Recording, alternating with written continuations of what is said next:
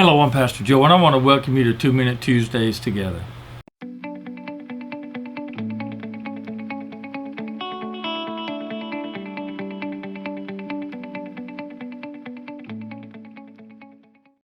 So I realize that it's been several weeks since I made a last video. Between traveling and different things, I just wasn't able to get it done. But in our last video, we wrapped up our exploration of the Old Testament. Now let me give a quick review. Now in the Bible there are 66 total books. 39 of those books make up the Old Testament, 27 make up the New Testament. In the Old Testament, those 39 books contain writings from at least 39 different authors and writers. And the history covered within the Old Testament covers a span of at least 2,000 years, over 2,000 years.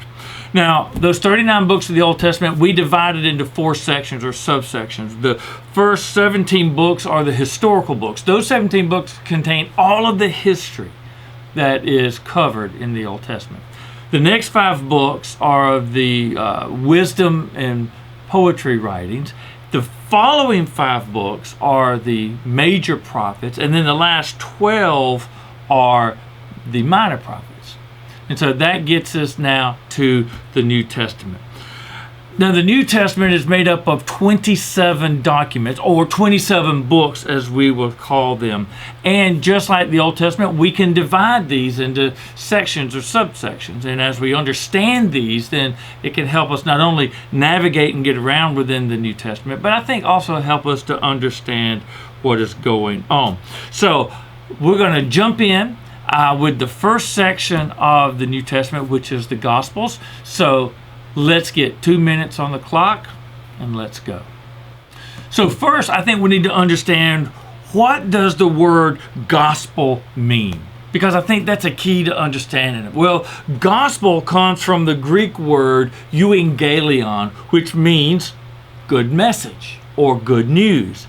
So the Gospels, when we're looking at them, contain good news from God for us. It is the good news of Jesus Christ is really what it is. Remember the angels in the field, they said, "Behold, I bring you good news of great joy." So the gospel means good news.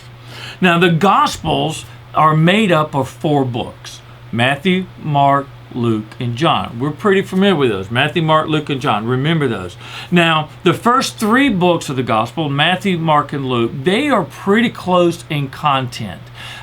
They have the same source. Mark seems to be the major source that they pull from. They're not always in the same order, but those 3 books track very similarly in the stories and the things that they carry. John, on the other hand, is different. It's different in the material it covers. It's different in how it's organized. Now, those first 3 books, Matthew, Mark, and Luke, we call the synoptic gospels because they are so close together. And then you have John, and it stands alone. The gospels are so important. They give us the key to understanding the New Testament, but I think they also give us the key to understanding the Old Testament and what God is doing.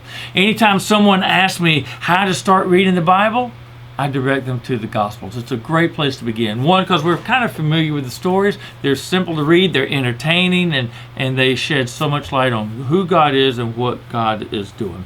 So let me give you this challenge, to look through the Gospels. Just flip through the 4 different Gospels, how they're laid out, what stories do they relate and carry and tell, and how are they different.